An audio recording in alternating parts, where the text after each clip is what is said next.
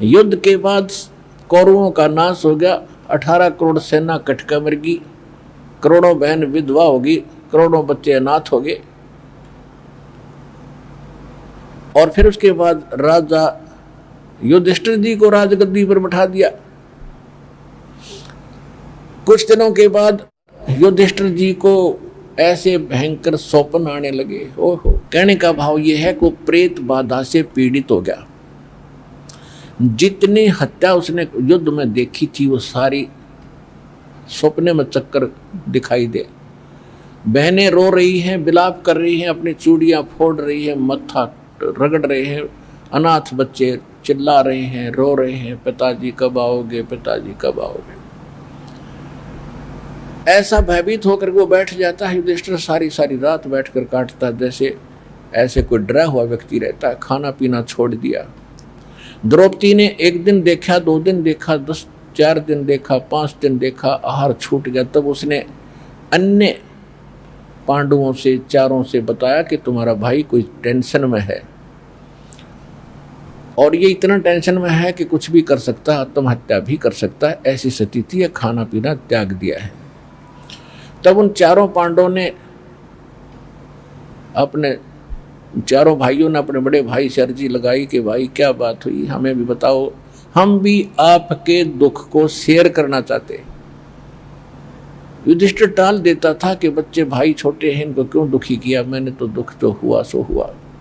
वो कह देता था नहीं कुछ नहीं कुछ नहीं, कि नहीं अब ऐसे नहीं चलेगी, आपने बताना पड़ेगा, या फिर आप हमें अपना भाई नहीं मानते हो। तब उसने स्पष्ट बता दिया कि मुझे स्वप्न में ऐसे ऐसे नजर आता है, मेरे बस की बात नहीं। वो बहनें रोती नजर आती हैं जिनके पति की मृत्यु होगी, शहीद हो गए युद्ध में। और युद्ध कहते हैं धर्म युद्ध था, खाक धर्म युद्ध था। चाचे ताऊआ के आपस में प्रॉपर्टी का रोड़ा था, वो क्या हम दे दे, वो क्या हमारी है, ये धर्म युद्ध बता, कोई धर्म युद्ध था ये? 2 भाइयों का प्रॉपर्टी का डिस्ट्रीब्यूशन पर झगड़ा हो गया, वो क्या मेरी है, वो क्या मेरी, लठ बाज गया। और कहते हैं ऐसे मरने वाले स्वर्ग में जाएंगे, खाक जाएंगे स्वर्ग में। फिर तो लठ बजा ले दो किसी के साथ और मर गया तो स्वर्ग में गया, ये कोई बात हुई? ऐसा ज्ञान हमारे अंदर फीड कर रखा था जिसे शांति के स्थान पर अशांति ही हो सकती है। अब क्योंकि श्री कृष्ण जी पांडवों के धर्म गुरु भी थे, धार्मिक गुरु भी थे, तो जब कोई आपत्ति आती है तो गुरु जी से ही उसका समाधान प्राप्त किया जाता है, जाना जाता है। सभी बैठकर रथ में द्वारका पहुंचे और अपने कृष्ण जी रिलेटिव भी थे और गुरु भी थे, दोनों बात थी। साला भी था और गुरु भी था अर्जुन का। तो वहां जाकर उन्होंने सारी बात बताई कि ऐसे ऐसे भाई को बड़ी दिक्कत आ रही है, सारी कथा सुनाई। तो श्री कृष्ण जी से पूछा कि इसका समाधान बताओ और ये कारण बताओ, इसको क्या दुख हुआ। श्री कृष्ण जी ने कहा कि कारण तो ये है कि तुमने जो महाभारत में पाप किए, बंधुघात किया, भाई मारे, रिश्तेदार मारे या सेना मारी, वो पाप, वो दुख तुम्हें दुखी कर रहा, वो पाप। उसका समाधान क्या है? समाधान ये है कि एक अश्वमेघ यज्ञ करो, पूरी पृथ्वी पर संदेश भेज दो, पूरी पृथ्वी के जितने ऋषि, महर्षि, ब्राह्मण, वो सभी आए और ऊपर के देवताओं को भी आमंत्रित कर दो। और इसके अंदर एक शंख रखा जाएगा, शंख पंचानन, जिसके 5 मुख होंगे, 5 मुंह का शंख होगा, और उसको अलग से रखा जाएगा सुसज्जित स्थान स्टेज पर अलग से। और उसमें ये सभी भक्त और संत, ऋषि, महर्षि, ब्राह्मण, ये सभी भोजन कर लेंगे। और भोजन करने के उपरांत ये शंख स्वतः आवाज करेगा, इसमें फूंक लगाने की आवश्यकता नहीं पड़ेगी, जहां रखा ये वहां से ही आवाज करेगा। तो समझ लेना कि आपकी यज्ञ संपूर्ण होगी और आपका ये संकट निवारण होगा। और यदि शंख नहीं बजा तो ये समझ लेना कि यज्ञ पूर्ण हुई नहीं, संकट निवारण नहीं हुआ। अब इसमें कितना खर्चा होना था? 33 करोड़ देवता, 88,000 ऋषि और 12 करोड़ ब्राह्मण और 56 करोड़ यादव भी बुलाने, क्योंकि रिलेटिव थे, रिश्तेदार थे, सगे संबंधी तो बुलाया करें, यज्ञ में कोई पाठ धर्म हो रहा होता है। तो 56 करोड़ यादव भी आने थे, और उसमें कितना खर्च होना था अंडरस्टूड है। अब उस समय अर्जुन के माइंड में स्ट्रोक लगा कि महाभारत के युद्ध के दौरान गीता के ज्ञान में खुद कह रहे थे प्रभु कि अर्जुन तेरे दोनों हाथों में लड्डू हैं, यदि मृत्यु को प्राप्त हुआ तो स्वर्ग में जाएगा, विजय हुआ तो पृथ्वी का राज भोगेगा। और साथ में ये भी कह रहे थे कि तुम्हें कोई पाप नहीं लगेगा, और आज कह रहे हैं कि ये युद्ध में किए हुए बंधुघात का पाप तुम्हें दुखी कर रहा है, ये आत्माएं दुखी कर रही है तुम्हें। तो उस समय इसलिए नहीं बोला अर्जुन कि यदि आज मैंने ये टॉपिक पूछ लिया, प्रश्न कर दिया, तो भाई युधिष्ठिर ये सोचेगा कि इसमें करोड़ों रुपये लगने हैं, करोड़ों रुपए लगने हैं, धन व्यय होना है मेरे उपचार में। और अर्जुन वाद विवाद इस उद्देश्य से कर रहा है कि ये खर्च करना नहीं चाहता। और जय ये भाई महसूस कर गया कि ये अर्जुन ये चाहता है, मैं चाहता तो कुछ और हूं, और टॉपिक यही होगा कि आप कह रहे थे युद्ध में तुम्हें पाप नहीं लगेंगे, पाप कहाँ से आ गए हमारे ऊपर। तो युधिष्ठिर महसूस करेगा कि अर्जुन नहीं चाहता ये यज्ञ हो और धन व्यय हो, तो ये कभी भी उपचार नहीं कराएगा, मर जाएगा, ये ऐसे नेचर का आदमी है। इस कारण से अर्जुन शांत हो गया और सब्र अपना संतोष किया, अपनी देसी भाषा में कि छाती में मुक्का मारा कि होने दे जो हो रहा है, अब बोलना ठीक नहीं। अब क्या होता है कि उस समय और स्थान निर्धारित कर दिया श्री कृष्ण जी गुरु जी ने। वहाँ पर 33 करोड़ देवता, 88,000 ऋषि और 12 करोड़ ब्राह्मण और 56 करोड़ यादव वहाँ आ गए और भंडारा शुरू हो गया। उससे पहले सबको आमंत्रित करने के लिए प्रत्येक दिशा में प्रत्येक भाई की ड्यूटी लाई उन्होंने। साथ में काफ़ी सैनिक संदेशवाहक साथ लिए नौकर। तो भीम की जिस साइड में पांडव का जो भाई एक भीम था, उसकी जो सेवा लगी थी निमंत्रण देने की, इनविटेशन कार्ड बांटने की, उस साइड में ये सुपथ सुदर्शन जी रहते थे। जब सुदर्शन जी परमेश्वर के ज्ञान से परिपूर्ण थे, परिचित थे, जब वहाँ पर भीम पहुँचा कि हे महात्मा जी, हे भगत जी, मैं राजा युधिष्ठिर का भाई भीम हूँ, और ऐसे ऐसे हम एक अश्वमेघ यज्ञ कर रहे हैं और आप जी सादर आमंत्रित हैं, आप अवश्य आइएगा।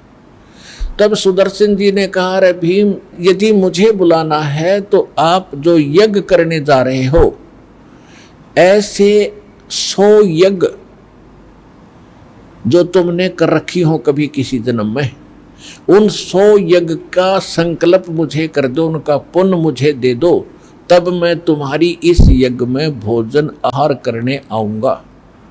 तुमने तो ऐसा जुल्म कर रखा है, तुम्हारा कोई अन्न भी खा लेगा वो भी नरक में जाएगा। तुमने करोड़ों बहन विधवा कर दी और करोड़ों बच्चे अनाथ कर दिए, और आज तुम सुख चाहते हो इस गद्दी पर बैठकर, तुम्हारे तो अंत बुरा होगा।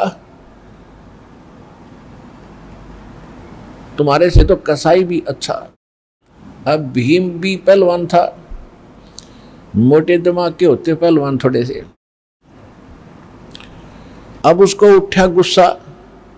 उसने ये सोचा था कि हमारे पास साथ श्री कृष्ण जी रहे और वो हैं तो हमारी यज्ञ में क्या बाधा आएगी, और ये 1-2 कौड़ी का जीव ना आएगा, एक गरीब सा वाल्मीकि, तो कौन सा फर्क पड़ेगा। गुस्सा होकर कहने लगा कि महात्मा जी, अपनी जुबान यही बंद कर लीजिए, आज मुझे अपने भाइयों का और श्री कृष्ण का डर ना होता, तेरे मुंह न तोड़ देता मैं, और खबरदार जहाज के बाद ऐसी बकवास कर दी, तेने आना हो तो आना, न मत आना। अब ठीक है, सुदर्शन जी तो 4 महीने थे, आप पहना हट जाए। अब सब इकट्ठे हो गए और शंख रख दिया सबने भोजन खा लिया, शंख नहीं बजा। शंख नहीं बजा तो श्री कृष्ण जी की ओर युधिष्ठिर देखने लगा, भगवान हमारा बनी नहीं बात। श्री कृष्ण जी ने कहा कि इस शंख को बजाने वाला तो इस यज्ञ में उपस्थित ही नहीं हुआ है।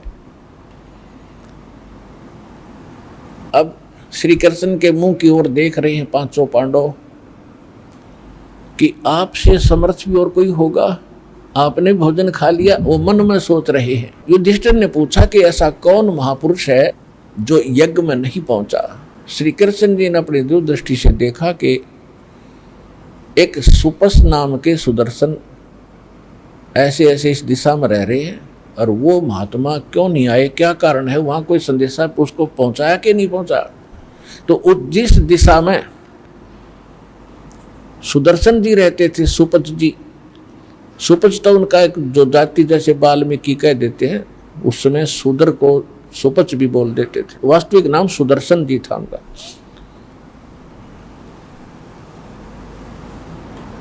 तो पता था उनको कि साइड में भीम गए थे। भीम से पूछा कि भाई साहब आपने इस महापुरुष से बात करी, उनको निमंत्रण दिया कि नहीं दिया। तो भीम ने बताया कि मैं गया था और सुदर्शन जी से मिला था, मैंने उससे कहा तो वो गलत बोला, वो तो कुबोल आदमी है। और परमात्मा अपनी सूक्ष्म वाणी में कहते हैं, जेता मीठा बोलवा तेता संत ना हो, और खरी खरी जो कहते संत कहावे सो। श्री कृष्ण जी ने पूछा भी के कुबोल बोला, उसने बता तो दे। मैंने कहा जी मैं युधिष्ठिर राजा का भाई भीम हूं, और ऐसे ऐसे हमने एक यज्ञ किया है, आप भी आमंत्रित हैं। उन्होंने जवाब दिया कि जो यज्ञ तुम कर रहे हो, ऐसी ऐसी 100 यज्ञ का पुण्य मुझे दे दो, तब मैं चलूं। और साथ में ये भी कहा कि तुमसे तो कसाई भी अच्छा, तुमने करोड़ों आदमी मार दिए और वो हाहाकार मची, यार तुम सुख की आशा लगाए बैठे हो।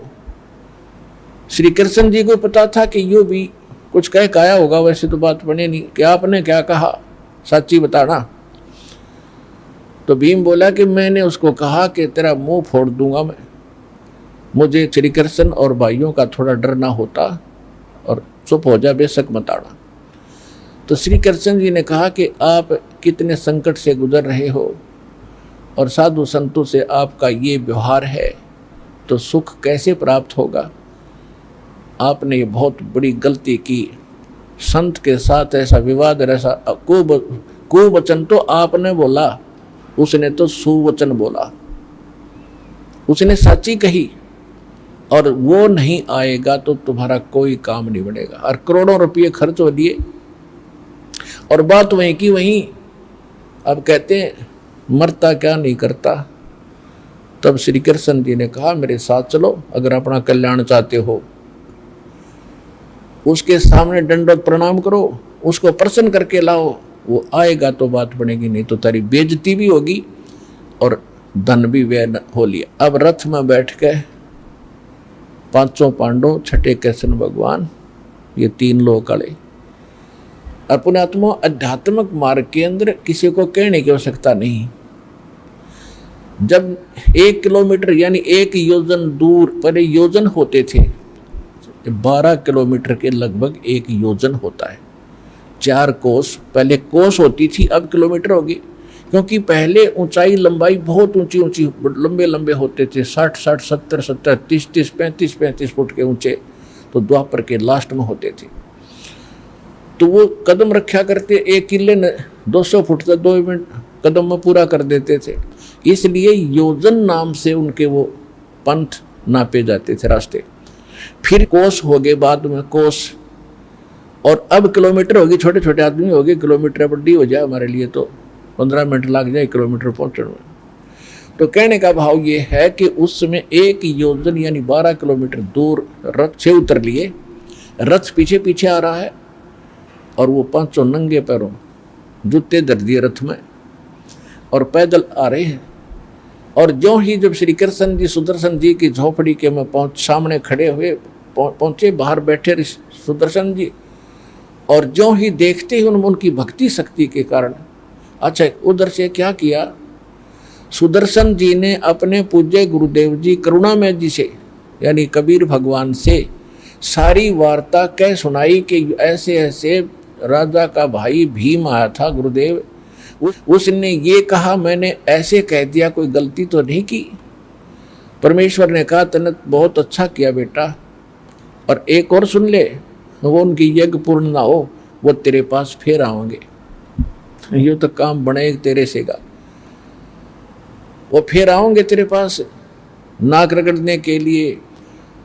अब सुदर्शन जी ने सोचा भैया फिर आएंगे, और गुरु जी ने बता दिया था कि उनका इतना पाप सिर पर धर लेगा जो वहां रोटी उनका अन्न खा लेगा।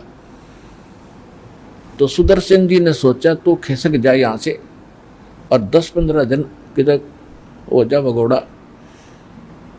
सुदर्शन जी तो झोपड़ी छोड़कर निकल गए सैर सपट्टे को, 10-15 दिन का टूर प्रोग्राम बना के। अब अपने भगत की इज्जत रखने के लिए, भगवान भक्ति को जीवित रखने के लिए स्वयं सुदर्शन रूप बनाकर वहां बैठ के झोपड़ी में बाहर अध्यात्म मार्ग के अंदर किसी को कहने की आवश्यकता नहीं किस में शक्ति और किस में नहीं है। जब त्रिलोक की भगवान श्री कृष्ण वहां पहुंचे और सामने वो समर्थ शक्ति बैठी, अपने आप शीश झुक गया उसका, ये किसी के बस की बात नहीं, और दंडवत प्रणाम किया। जब श्री कृष्ण दंडवत प्रणाम कर रहे हैं एक वाल्मीकि और सुदर्शन को, तो साथ में 5 पांडवों ने भी करना था, क्योंकि उनकी तो नानी याद आ रही थी उनको। सभी ने दंडवत प्रणाम किया। जो परमेश्वर ने कहा सुपच रूप में, सुदर्शन रूप में, कहा कि हे त्रिलोकीनाथ और हे राजा युधिष्ठिर, मुझे क्यों लज्जित कर रहे हो, मुझे क्यों शर्मिंदा कर रहे हो, मुझसे कोई गलती हो तो बताओ मालिक। श्री कृष्ण जी कहने लगे भगवान आप तो अंतर्यामी हैं, ये युधिष्ठिर राजा है, आपने पहचान ही लिया है, ये भीम है जो आपसे आया था, इसने जो गलती की अक्षमा याचना करने आया है। भीम तो माफ़ी मांग। भीम ने माफ़ी मांगी, अक्षमा याचना की, महाराज मेरे से गलती होगी, और राज नशे में, ताकत के नशे में मैं गलत बोल गया, आपसे अक्षमा करो। साधु तो इतने हुआ कर अच्छा भाई माफ़ कर दिया, परंतु मेरी एक शर्त है, वह शर्त पूरी करियो। क्या शर्त है कि भीम को बता दी थी कि 100 अश्वमेघ यज्ञ का पुण्य मुझे दो, तब मैं चलूं तुम्हारे साथ, क्योंकि रोल मालिक सुदर्शन का ही कर रहे थे। और जब वो भीम पहली बार गया था, सुदर्शन जी से वार्ता हुई थी, सुदर्शन जी ने कहा था कि तुमने जब तो कूद कूद कर दुनिया मार दी, पहलवानी दिखा दिखा के, अरे भोगो अपना। तो उस समय इस भीम ने गुस्से में ये कहा था कि युद्ध जीतना कोई खाला जी का घर नहीं है, एक ताकत थी तो जीत लिया, एक के मारूं था 10 मरे थे। तो ऐसी बकवाद इसने गढ़ी थी, अपनी ताकत का इजहार किया था। और उस दर से एक तालाब था साथ में, बहुत बड़ा तालाब था, और वो तालाब था किसका? परमात्मा ने बताया कि ये जो कुंभकर्ण जो था, कुंभकर्ण रावण का भाई, उसके सिर का खप्पर था वो ओनली कटोरा ऊपर का, और जिसमें भीम स्नान करके आया था, गोते मारा था, उसके पैर भी ना टक्के थे। और भीम भी उस टाइम 30, 35, 40 फुट का ऊंचा था। तो जो त्रेता युग में कुंभकर्ण था उसका ये इतना हिस्सा, ये ऊपर का कटोरा था, और ये पड़ा था, और उसमें पानी भरा था, वो तालाब के रूप में उसमें पड़ा था। भीम नहा रहा था, उसके पैर भी ना टक्के थे।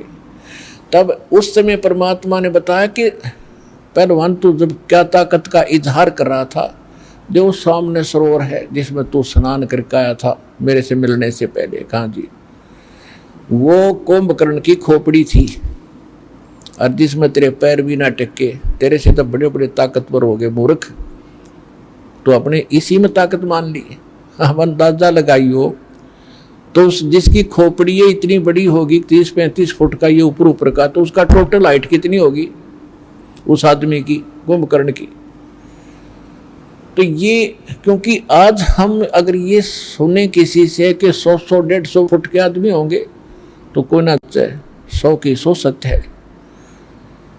अब कहने का भाव ये है, हम उस पूर्व की इन बातों पर ना जाएं, क्योंकि आज विश्वास होना कठिन है, लेकिन भक्त विश्वासी होते हैं। आपको विश्वास होना चाहिए जो दास बोल रहा है वो सच्ची है। अब इसमें क्या है कि श्री कृष्ण जी ने कहा जी जो आपकी प्रथम कंडीशन है कि 100 अश्वमेघ यज्ञ का फल मुझे दो।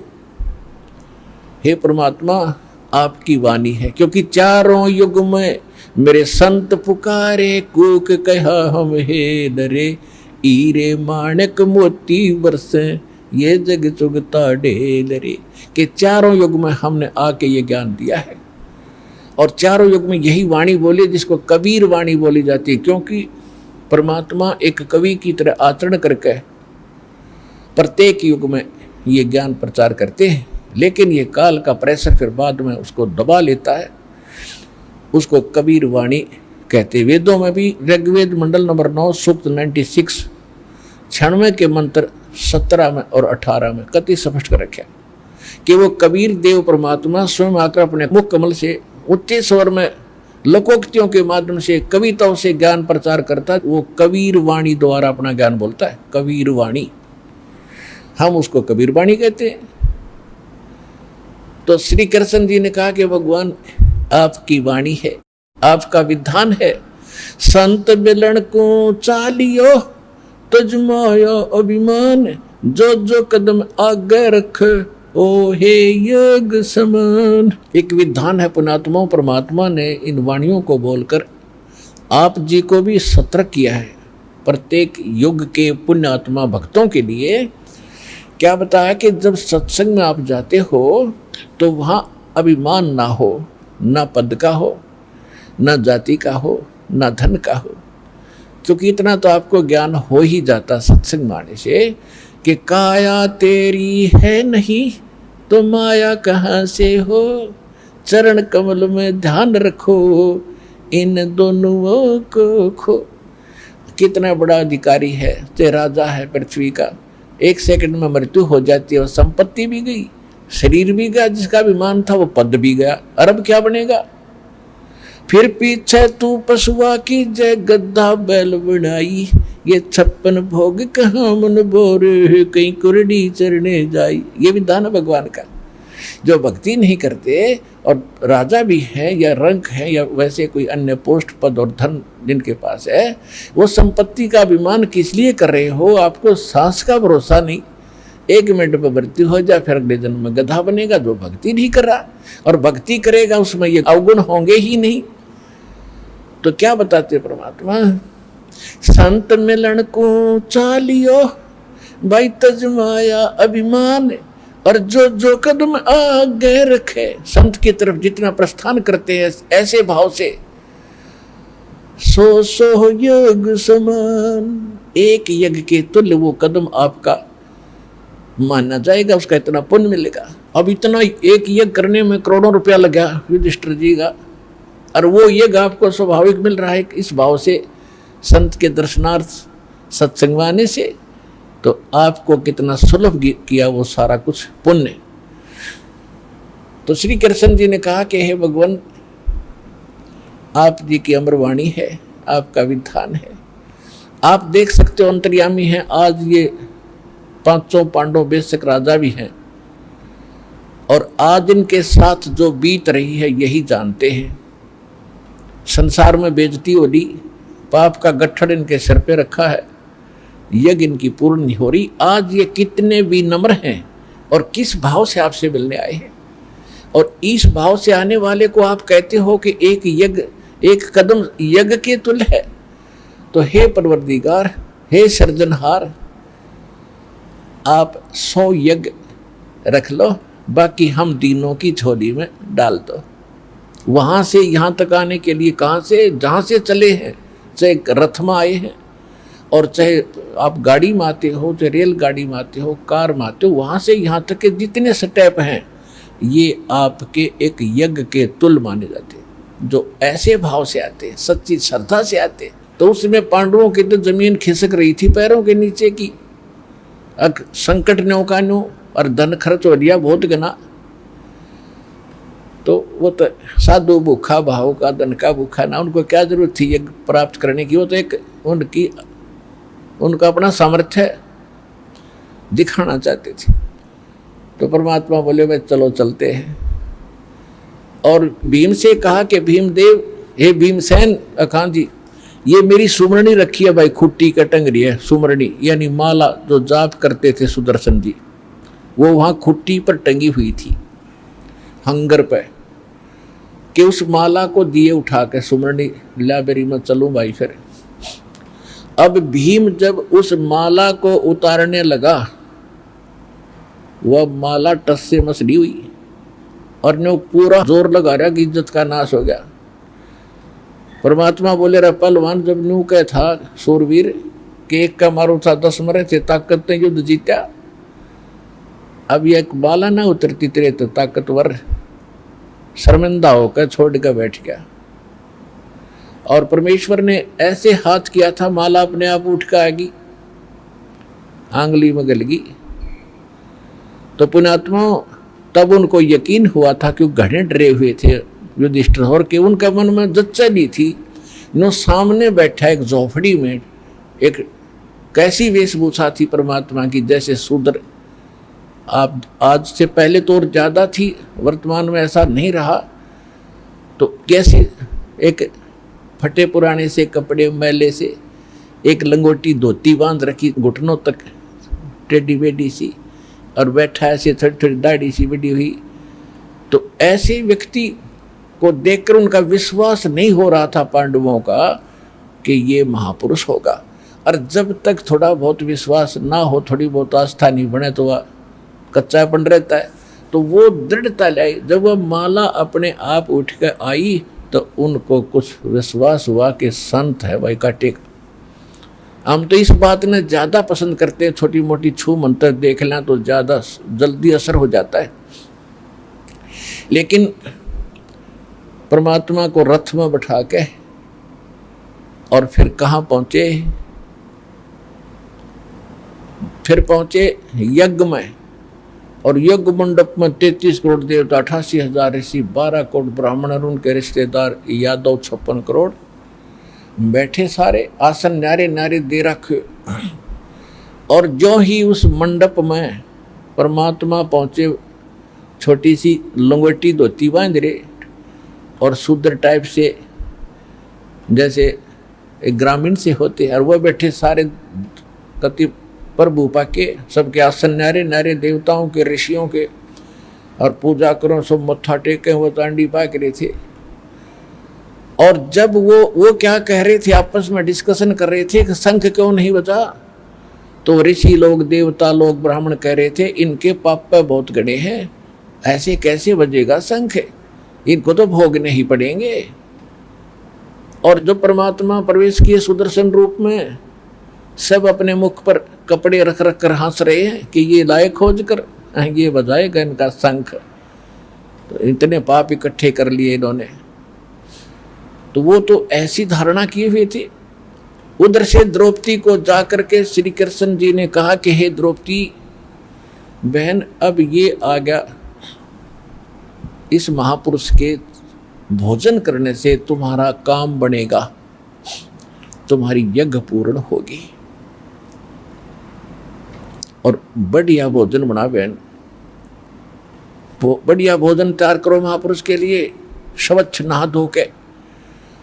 अब द्रौपदी ने सोचा कोई नौकर नौकरानी न कहूंगी कि दे काम बिगाड़ दे, और संत को पसंद ना आते, एक रह रहा है यो खुश करना, ऋषि से सब कुछ होगा।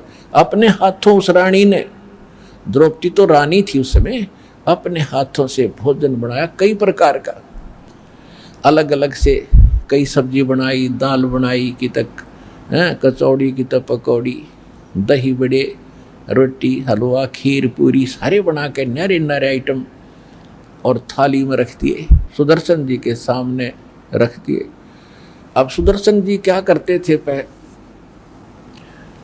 वो केवल 5 ग्रास खाते थे, यानी उसने एक अपना फार्मूला बना रखा था भी ना ज़्यादा खाना है और ना कम खाना है। भक्ति ऐसे ही होती है, जैसे श्रीमद् भगवद गीता अध्याय नंबर 6 के श्लोक नंबर 16 में स्पष्ट है कि हे अर्जुन, ना तो ये योग माने भक्ति साधना, न तो ज़्यादा खाने वाले की और ना बिल्कुल ना खाने वाली यानी व्रत रखने वाले की, और न ज़्यादा सोने वाले की, और ना लोग दिखावा ज़्यादा जागने वाले की, ये कभी सफल नहीं होती। और सूक्ष्म वेद में कहा कि प्रथम अंजल संयम राखे और योग युगत सब सतगुरु भाखे। पहले खाने में संयम बरते, इतना भी ना खा ले दड़ी पक्का फिर टूटे गड़ाई नींद आवे, फिर कैसे भक्ति करेगा। और ऐसी बिल्कुल भी ना खा कमर टेढ़ी हो जा, बिना खाए आंत मुस जाए, ये कैसे भक्ति बनेगी। और ना ज़्यादा जागने से भी भक्ति नहीं बनेगी, ना ज़्यादा सोने से बनेगी। यानी सिंपल वे से कहते हैं प्रथम अंजल संयम राखे और योग युगत सब सतगुरु भाखे। ऐसी ज्ञान सतगुरु देगा कि ना तो व्रत रखना और ना ज़्यादा लोग दिखावा जागरण की आवश्यकता, नींद आवा जब सो जा, और घना सोना भी नहीं है, ऐसे भक्ति हो। तो क्या किया था जो सुदर्शन जी अपना 5 यानी जो भी खाते थे दलिया खिचड़ी बनाया करते थे, और कौन सा साग सूग की सब्जी बनाते थे घास फूस तोड़ के और उसमें रोटी डाल के ऐसे बना के 5 बार खाते थे, बस 5 ग्रास, फिर नहीं खाते थे। तो ऐसे ही मालिक ने रोल तो वही करना था, यो परमात्मा है, यो कच्ची नहीं छोड़ता किसी भी भूमिका को। जैसे काशी में आए 120 वर्ष रहे, अर्धानक बन के दुल्हा बन के न्यू का न्यू रोल किया, कि तो कपड़े बेच रहे हैं, कि तो अपना रोजा कपड़े बुन रहे हैं, चरखा चला रहे हैं, और खुद मालिक सारी सृष्टि के बुनने वाले। तो वहाँ भी जी इटी जाकर बैठ के किसी के स्वप्न में भी नहीं कि सुदर्शन नहीं है। अब कृष्ण जी को थोड़ा सा आभास होता कि जो बेसिक सुदर्शन हो पर है परमात्मा का रूप, फिर भी भूल पड़ जाती है, क्योंकि हम कितने ही विद्वान और कितने ही महान बने रहे, अपनी अहम छूटता नहीं। उधर से परमात्मा ने क्या किया सुदर्शन रूप में, जितने भी आइटम नारे नारे कटोरियों में रखे थे उनमें से थोड़ा थोड़ा उठा कर थाली में डाल लिया, थोड़ा थोड़ा सबका, कि सबका आदर हो जा, जो भी आइटम बना रखे हैं चाहिए इतना लिया। और थाली में डाल के खीर भी, हलवा भी, सब्जी भी, दाल भी, कचौड़ी भी, पकौड़ी भी, दही भी, बड़े भी, सारे इकट्ठे कर दिए, हलवा और खीर भी, और लगे मिलाने फिर उसकी खिचड़ी बनाने। अब द्रौपदी ने देखा, सोचा कि इसने खान का भी ना पता, यो काहे के शंख बजावेगा, शूद्र रहा, शूद्र का मन में सोच रही है वह। मैंने तो 1 घंटे तक आंखें फुड़वाई धूमे में चूल्हे पे, और नारे नारे आइटम बनाए, इसने सारा ही गुड़ गोबर कर दिया, काहे का शंख बजाएगा। और यह कुदरती बात होती है, बहन कोई अतिथि आ जाता है तो इतना बढ़िया भोजन बनाती है, ये सोच करके कहीं ये खाने वाला मेरे बनाए हुए भोजन को बाहर जा करके बिसरावा नहीं, यूँ ना कह दे कि किसी बहन सी फूहड़ सी, ना सब्जी नमक ठीक था ना कुछ और ठीक था। अपनी जितनी सूझबूझ से वो अन्य दिनों से अधिक अच्छा भोजन तैयार करती है, बिल्कुल लो ला के बनाती है। तो उसने उस दृष्टिकोण से तो वो वैसे बनाया था, और वो न्यों सोचा थी यो घास फूस खानी आदमी, और आज ये खाओगा कभी खीर कभी हलवे, उंगली चाटता रह जाएगा, और मेरी 100 जगह गुण गाओगा कि द्रौपदी जैसा आहार भोजन मैंने कहीं नहीं खाया भाई। वो आशा ये लगाई बैठी थी, वो उसने सारी आशाओं पर पानी फिर गया जब महापुरुष ने इकट्ठा कर लिया। अब मालिक ने क्या किया कि 1 ग्रास खाया, और वो शंख ने आवाज़ लगाई, फिर बंद हो गया। फिर दूसरा ग्रास खाया, फिर बोल लिया। 5 ग्रास में जो डाला था सारा खा लिया, 5 ही बार में शंख बोलकर फिर चुप हो गया। युधिष्ठिर की खुशी का ठिकाना नहीं रहा कि भगवान आप तो सचमुच ये तो देवता ले आए, सुदर्शन जी का ये तो देवता आगे ही न हमारा शंख बजा दिया, हमारा कल्याण हो गया। श्री कृष्ण जी कहने लगे अभी कुछ नहीं हुआ है। क्या मतलब कि ये शंख तो रुकना नहीं चाहिए था, इनके भोजन खाने से ये शंख काफी देर तक बजना चाहिए था, अखंड घंटों तक इसकी आवाज होनी थी।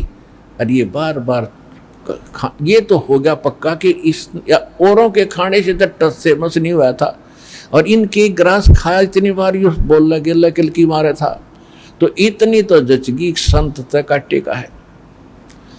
लेकिन फिर युधिष्ठिर ने सोचा कि इनसे भी बढ़कर और कौन होगा भगवान जिसको बुलाना होगा। श्री कृष्ण जी ने कहा कोई बुलाना शेष नहीं रह रहा, ये तुमने के बाल में एक सा दिखा है, इसके एक बाल के बराबर ये 3 लोक नहीं, इतना शक्तिशाली महापुरुष है, मैं इसको देख रहा हूँ अपनी दृष्टि से। लेकिन उस कन्यों पहचान में नहीं आ रही थी, भगवान आ रही है। शक्तिशाली जरूर दिखे थे श्री कृष्ण जी ने कि तुमने के बाल में यानी बाल्मीकि सा एक शूद्र दिखाई दे है, इसके एक बाल के समान भी 3 लोक नहीं है, और यही इससे अतिरिक्त कोई साधु इस पृथ्वी पर है भी नहीं। मेरी अपनी जो दृष्टि जहाँ तक काम करिए श्री कृष्ण जी बता रहे। लेकिन अपने घर में कोई गड़बड़ है, किसी सदस्य ने कोई गलत सोच रखा है, उससे पूछते। श्री कृष्ण जी ने पता था द्रौपदी ये कर सका गड़बड़, क्योंकि इसने भोजन बनाया। आम आदमी ने ऐसे खाते देख है यज्ञ में तो महसूस तो करते ही है। द्रौपदी से पूछा कि बहन साची बता दिए, तेने इस महापुरुष के बारे में क्या विचार किए जब ये खाना खा रहा था, और इसके अतिरिक्त इस पृथ्वी में कोई संत नहीं है जो तुम्हारे इस दुख न दूर कर देगा।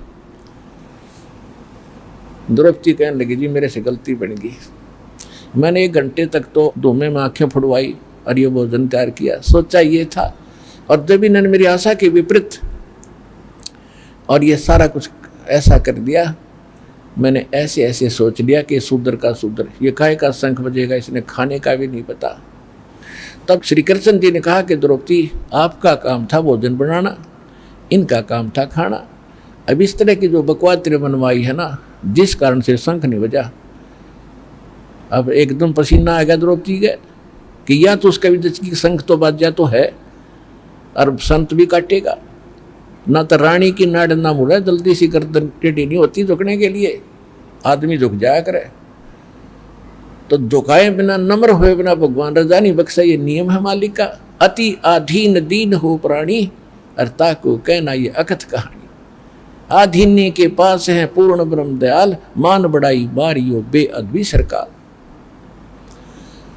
अब द्रौपदी मरती क्या नहीं करती, कहने लगी जी क्या करूं कि ये जो इसके धूल भरे पैर है ना संत के, इनको धो, एक तसला परात ला और लोटे तो धो अपने हाथों से, और उसने पीनों का नो धूल भरी, तब तेरा अंतःकरण का मैल भी जो संत के विषय में तेने दोष लाया है वो भी कटेगा और तुम्हारा शंख भी बजेगा। अमरता क्या नहीं करता, द्रौपदी लाई अपने हाथों चरण धो इस महापुरुष के, और फिर डाल कर गिलास में पीने लगी। जब श्री कृष्ण जी ने कहा बहन आधा मुझे भी दे दो, इसे महापुरुष का चरणामृत कद कद मिल है। जो ही उन्होंने चरणामृत लिया तो शंख ऐसे बजा नो स्वर्ग तक आवाज गई, पूरी पृथ्वी के ऊपर हरे भरे फूल फल से लदपद वृक्ष हो गए, जो सूखे खड़े थे वो भी फल फूल गए उस परम पिता की कृपा से।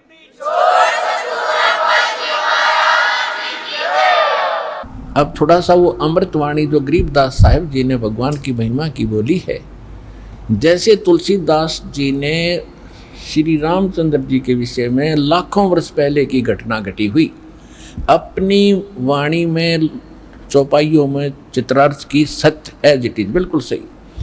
ऐसे ही गरीबदास साहिब को परमात्मा मिले थे और उनकी दिव्य दृष्टि खोल दी थी। तो गरीबदास जी की जो दिव्य दृष्टि थी वो तुलसीदास जी की दिव्य दृष्टि से कई गुना रेंज की थी, कई 1000 गुना ज्यादा थी ताकतवर। श्री जो तुलसीदास जी थे वो श्री रामचंद्र जी तक ही सीमित थे और उसी की कथा को वो बता सके। और गरीबदास जी को जो प्राप्त दिव्य दृष्टि हुई और आंखों देखा भगवान को वहाँ सतलोक में, फिर सारी व्यवस्था देखी, उसके बाद जो उन्होंने जो चित्रार्थ की है वो वाणी आपको परमात्मा की सुनाते हैं। 5 पांडव संग हैं और 6 कृष्ण मुरारे। 5 पांडव साथ थे और 6 आपके कृष्ण मुरारी। 5 पांडव संग हैं और 6 कृष्ण मुरारे, चलियो हमरी यज्ञ में हे समर्थ सिरजनहारे। गरीबदास जी कह रहे हैं, श्री कृष्ण जी ये बोल रहे हैं कि हे समर्थ, ये सारी सृष्टि के रचनहार, एक बार हमारी यज्ञ में चलने का कष्ट करें। 5 पांडव संग हैं और 6 कृष्ण मुरारे, चलियो हमरी यज्ञ में हे समर्थ सिरजनहारे। पांडव यज्ञ अश्वमेघ में सतगुरु किया प्याने, पांचों पांडव संग चले और साथ छठे भगवान। जब पांडव यज्ञ की तरफ चले, परमात्मा कहते हैं पांडव यज्ञ अश्वमेघ में सतगुरु किया पियान। पियान मन प्रस्थान किया और पांचों पांडव संग चले और छठे भगवान। जिनको तुम भगवान मान रहे थे वो पीछे पीछे चल रहे थे उनके। पांडव यज्ञ अश्वमेघ में वाल्मीकि की दे, शंख पचायन बजा दिया वहाँ रखा नहीं संदेह। वहाँ वाल्मीकि एक, जो कि वाल्मीकि रूप के उस वर्ण में प्रकट थे परमात्मा, और वाल्मीकि को तो बहुत छोटी जातियों में माना जाता रहा है कहते उसमें, और इसे महापुरुष, और कहते वो संदेह भी समाप्त किया कि जाति और मजहब और धर्म का इसमें कोई लेन देन नहीं है। भक्ति मार्ग, भक्ति जो करेगा सत्य और उसकी होगी गत। सुपच रूप धर आईया, क्लियर कर दिया। सुपच रूप धर आईया वो सतगुरु पुरुष कबीर, तीन लोक की मेदनी वासुर नर मुनि जन भीड़े। तीन लोक की सारी सेना इकट्ठी हो रही थी। 88,000 ऋषि, 33 करोड़ देवता, 12 करोड़ ब्राह्मण, जिनका चारों वेद कंठस्थ याद थे, चतुर्वेदी, त्रिवेदी, द्विवेदी, और अनेक 56 करोड़ यादव। सुपच रूप धर आईया सतगुरु पुरुष कबीर, तीन लोक की मेदनी न सुर नर मुनि जन भीड़। सुपच रूप धर आईया वो सब देवन का देव, सब देवों का, सब भगवानों का भगवान, कुल का मालिक, परम अक्षर ब्रह्म। सुपच रूप धर आईया वो सब देवन का देव, कृष्ण चंद्र पग धोइया और करीतास की सेव। श्री कृष्ण जी ने द्रौपदी के साथ मिलकर उस परमात्मा वाल्मीकि रूप में बैठे भगवान कबीर साहब के चरण धोए। 88 ऋषि जहां और देवा 33 कोटे, शंख न बाजा तास के वो रहे चरण में लोटे। पंडित 12 कोट हैं और 84 सद्दे, शंख न बाजा तास से वो पिए मान का मद। अब गरीबदास जी कितनी निर्णायक वाणी बोल रहे हैं कि 88,000 ऋषि जहां और देवा 33 करोड़, और शंख न बाजा तास से फिर हो रे शर्मिंदा होकर लास्ट में, पहले तो ये कह रहे थे काय को शंख बजाओगा, शूद्र पकड़ कर लाए हैं, और फिर कहते चरणों में वहां लेट गए सारे के सारे, लेकिन मान्य फिर भी नहीं। क्यों? पंडित 12 कोटि है, 12 करोड़ ब्राह्मण और 84 शब्द। 84 शब्द ये गोरखनाथ जैसे जो शब्द हैं 84 प्रकार के, ये वेल नोन से हुए, ये भी वहीं बैठे थे। और शंख न बाजा ताश से वो पिए मान का मद, कि उनसे शंख नहीं बजा क्योंकि वो तो अभिमान का नशा किए बैठे थे। ऋषि मैं ऋषि सद पाक के अपने आप को प्रभु बनाए बैठे थे। सुपच रूप को देख कर द्रौपदी मानी शंख, शंख सुदर्शन जी के वेशभूषा को देखकर द्रौपदी के मन में दोष आया। सुपच रूप को देख कर द्रौपदी मानी शंक, शंका होगी कि यू काहे का संत होगा। और जान गए जगदीश गुरु फिर नु बाजा को ना शंख, इसलिए शंख नहीं बजा। 56 भोग संयोग कर 56 भोग को इकट्ठा करके जो अलग अलग बना रखे थे आइटम, 56 भोग संजोग कर ये कीने पंच गिरा से। द्रौपदी के दिल दुई थी नहीं था दृढ़ विश्वास से, उसके मन में दोष था। सुर नर मुनि जन यज्ञ में वो त्रिलोकी के भूप, 3 लोक के भगवान श्री कृष्ण भूप राजा। सुर नर मुनि जन यज्ञ में वो त्रिलोकी के भूप, सुपच यज्ञ में आईया जो नित बेचत है सूप। 56 भोग न भोगिया ये कीने पंच गिरा से। खड़ी द्रौपदी उन मुनि व घाल रही थी सांस, अंदर ही अंदर नुकरी जी बता इसने क्या कर दिया है, देख खाना भी नहीं आता, 1 मिनट में पता नहीं क्या क्या सोचता है, मन बड़ा पापी है। बोले कृष्ण महाबली ये क्यों बाजा नहीं शंख। भाई इस महापुरुष के भोजन खाने से शंख क्यों नहीं बजा। बोले कृष्ण महाबली ये क्यों बाजा नहीं शंख। जान राय जगदीश गुरु ये काटत मन की बंके। अब गरीबदास जी क्या बता रहे हैं कि 5 बार तो बज गया, आगे बजा नहीं। तो श्री कृष्ण जी सोच रहे हैं कि ये शंख क्यों नहीं बज रहा, इस महापुरुष के अखंड क्यों नहीं बजा। और फिर मन में अपने आप बता रहे हैं कि ये द्रौपदी का बल निकाल रहे हैं, बल इसमें जो बकवाद है उसको सीधा कर रहे हैं। जैसे कोई शरीय में लोहे में बल हो जा, बंक हो जा, तो उसका थोड़े मार मार के सीधा करा करे। तो परमात्मा कह रहे हैं इसके बल निकाल रहे हैं कि सिद्धि हो जा और संत का आदर करना सीखे। बोले कृष्ण महाबली भाई क्यों बाजा नहीं शंखे। जान राय जगदीश गुरु कि ये सारी सृष्टि के मालिक, ये जगत के गुरु कबीर भगवान बैठे सामने परमात्मा, ये काटत है मन बंके। द्रौपदी के मन का बल यानी बंक टेढ़ापन ठीक करें, इसको सीधा करें। द्रौपदी श्री कृष्ण जी कहते हैं द्रौपदी दिल को साफ कर और चरण कमल लोलाए। वाल्मीक के बाल सम ये 3 लोक नहीं पाए। चरण कमल को धोए कर ले द्रौपदी प्रसाद। अंतर सीना साफ हुए तेरे जल है सकल अपराध। इसके चरण धो के पी तेरे पाप कटे, जो संत के प्रति तेरे दोष आ गया। चरण कमल को धोए कर ले द्रौपदी प्रसाद। अंतर सीना साफ हुए तेरे सकल जड़ है अपराध। बाजा शंख शोभान गति और कण कण भई आवाज। स्वर्ग लोक बानी सुनी और 3 लोक में गाज। जब द्रौपदी ने जल पी लिया चरणामृत, और कहते हैं इतनी गजब की आवाज हुई शंख की, मीठी मीठी मीठी मीठी, पूरे स्वर्ग तक आवाज गई। और पूरी पृथ्वी पर जितने भी वृक्ष थे सूखे भी हरे हो गए, फल फूलों से पौधे फूलों वाले फूलों से लदपद, और फलों वाले वृक्ष फलों से लदपद हो गए।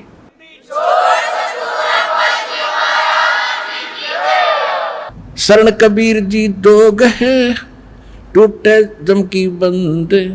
बंदी छोड़ अनाद हैं ये सतगुरु कृपा सिंध। पंडों यज्ञ असमेघ में आए नजर निहाल।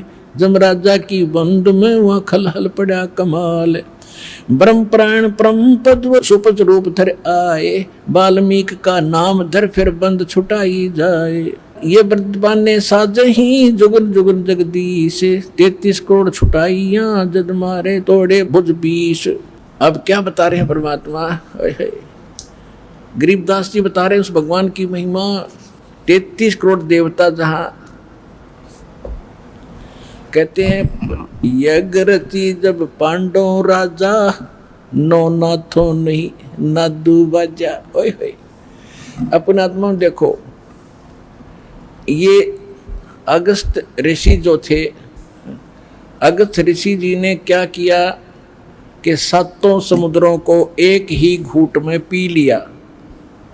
बता के किला तोड़ दिया, और के काम आया किसी के उल्टे खुट्टे ठोके। अब यहाँ क्या बात बता रहे हैं कि जैसे इसे सिद्धि दिखाकर ये सारे प्रभु पाक रहे थे। कहते यज्ञ रची जब पांडव राजा। नो नाथो नहीं नादू बाजा। नादू माने शंख।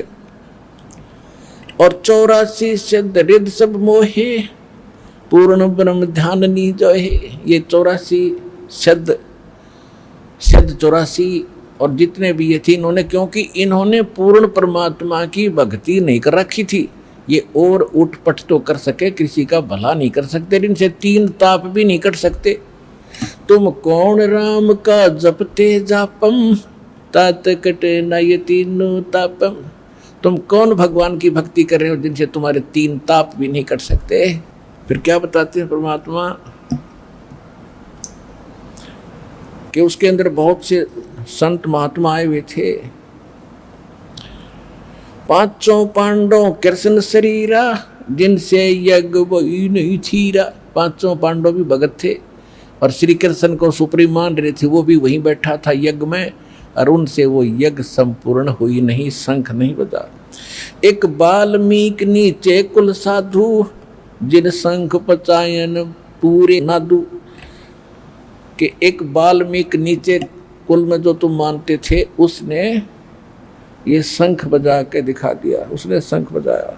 फिर क्या बताते हैं परमात्मा, यज्ञ रची जब कृष्ण किया आरंभ रे, बाजा सुपच का शंख स्वर्ग में धुनी सुनी, गण गंधर्व गलतान सकल ज्ञानी गुणी, वाल्मीकि के शंख को किए सुर बात रे, और द्रौप सुता के दिल में आई भ्रात रे, कण कण बाजा शंख स्वर्ग में सैल रे, पंडों ताप विध्वंस किए सब बद फैल रे,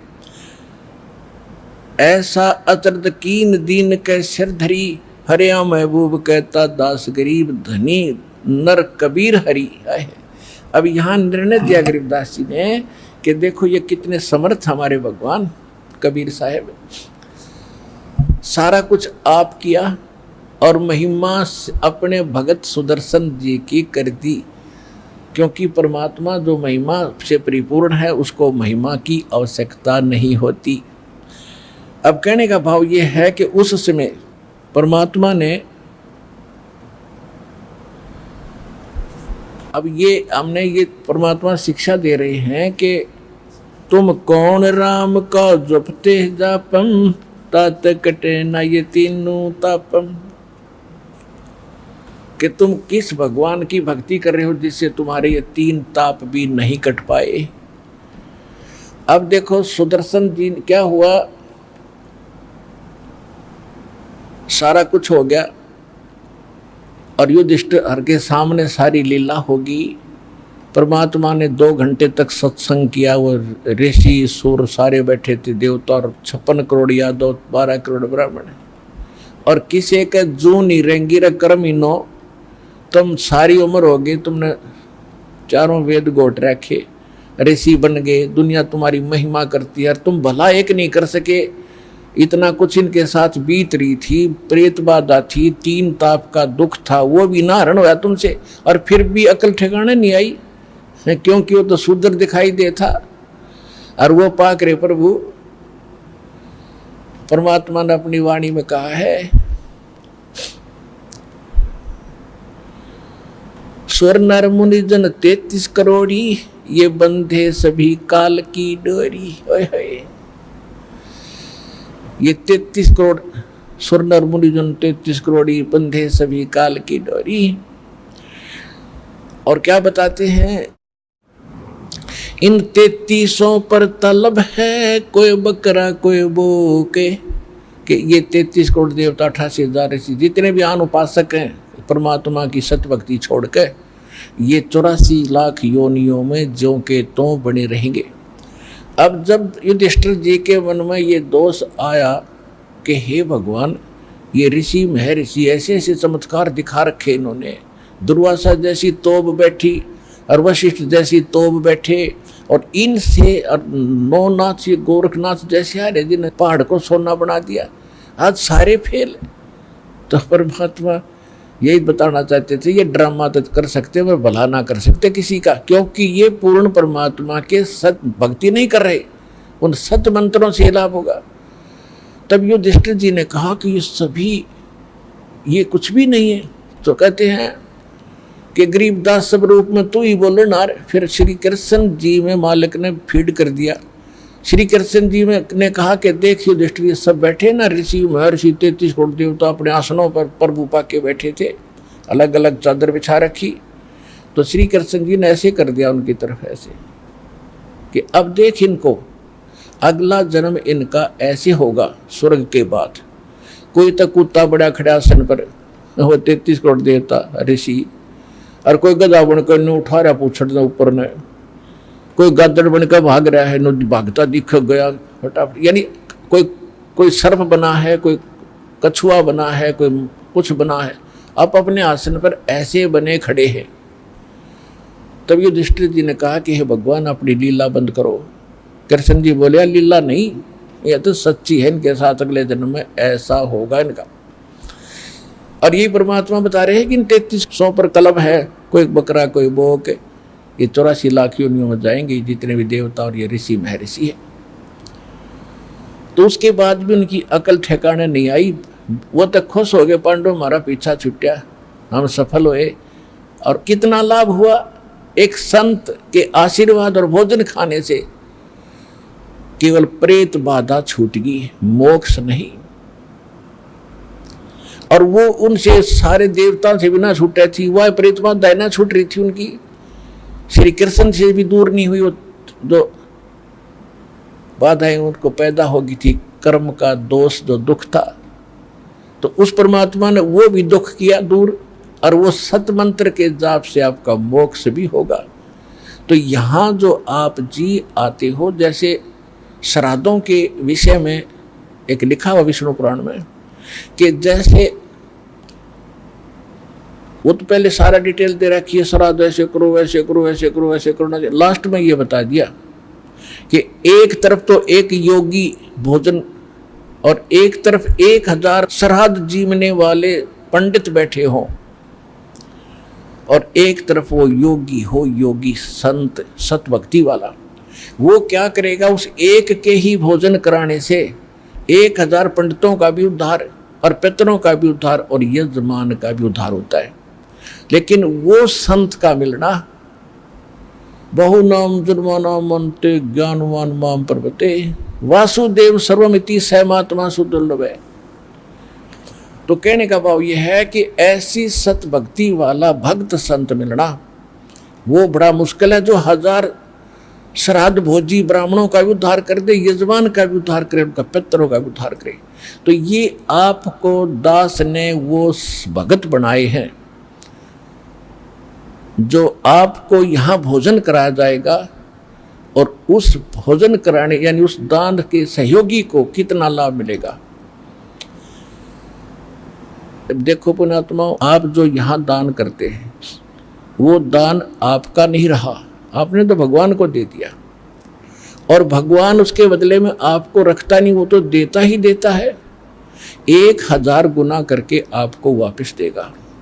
और वो पैसा जो आपने यहाँ दिया है वो पैसा आपका अपना हुआ, और जो पैसा अपने कोठी बंगले कार कोठी प्लाट प्लॉट और एकड़ किले जो खरीद रखे हैं वो पैसा आपका नहीं है, क्योंकि आपकी मृत्यु के बाद आपके साथ नहीं होगा। और जो दान आपने यहाँ किया ये 1000 गुना करके आपको देगा, जिसमें से आपको यहाँ भी राहत देगा, और जब यहाँ से जाओगे आपकी करेंसी चेंज हो जाएगी, यहाँ से जाने में करेंसी चेंज होगी, जो आगे जो नोट काम आने हैं। अब जैसे नेपाल वाले भक्त हैं या दूसरे देश के आते हैं, वो यहाँ वो लाते हैं पाउंड, ये हमारा के काम नकली कागज दिखाइए, हमने तो इंडियन नोट चाहिए भाई, सी इंडियन करेंसी का काम आवे।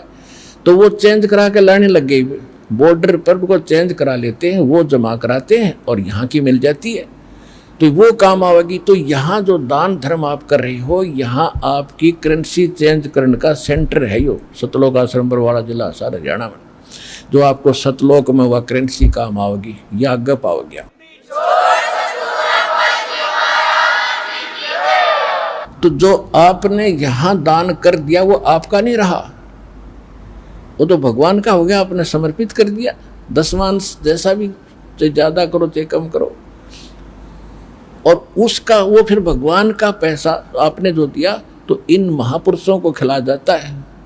अब ये बच्चे भगवान के हैं और ये वो भक्त बन गए जो सत भक्त है, इनसे जो पैसा आपने दिया इनको आहार जो करेंगे, इससे आपके पितरों का भी उद्धार और आपको भी उसका 1000 गुना फल मिलेगा। तो इस तरह आपकी 101 पीढ़ी पार होएगी ईब कलयुग में, जब सच्चे दिल से लगे रहे और इस परमात्मा के मार्ग पर डटे रहे। तो अब जो प्रसंग चल रहा है इसको थोड़ा पूरा कर देते हैं। अब ये तो एक ताप खत्म हो गया यज्ञ आदि करने से। जैसे दास बहुत बार आपको बताता है कि हमने अपना मोक्ष प्राप्ति के लिए सभी क्रियाएं करनी पड़ेंगी, और ये सतलोक आश्रम बरवाला जिला हिसार हरियाणा में ये पूरा कंप्लीट कोर्स आपसे कराया जाता है। एक यज्ञ है धर्म की, दूसरी यज्ञ है ध्यान, और तीसरी यज्ञ हवन की, चौथी यज्ञ प्रणाम, और 5वीं यज्ञ है ज्ञान की। तो ये 5 यज्ञ करनी पड़ेंगी आप जी ने। और ये यज्ञ कितना लाभ देती है। यज्ञों से मोक्ष नहीं, और यज्ञों के बगैर भी मोक्ष नहीं होगा, क्योंकि हम बहुत ज़्यादा कर्महीन हो गए हैं। चौथे युग में आगे हम अपने इन पुण्यों को खत्म करते करते। तो कहने का भाव ये है कि जैसे कोई सीरियस रोगी होते हैं, डॉक्टर जाते ही ग्लूकोज लगाते, ड्रिप लगाते हैं। वो ड्रिप रोग नाशक नहीं है, लेकिन बॉडी का नाश होने से रोकेगी, सहारा देगी। और उस रोग नाश के लिए अलग से इंजेक्शन और टैबलेट्स अलग से दी जाती हैं।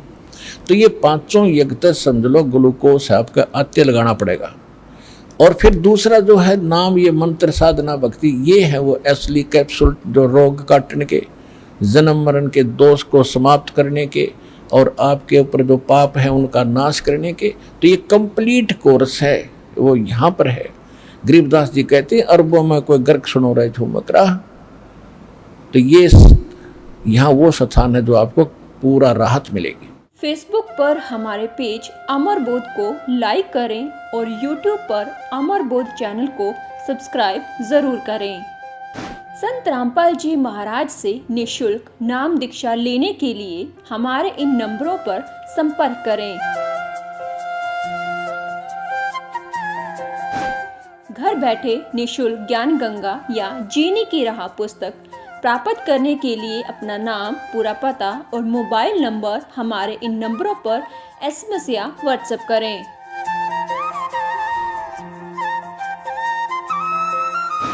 अधिक जानकारी के लिए हमारी वेबसाइट supremegod.org पर विजिट करें।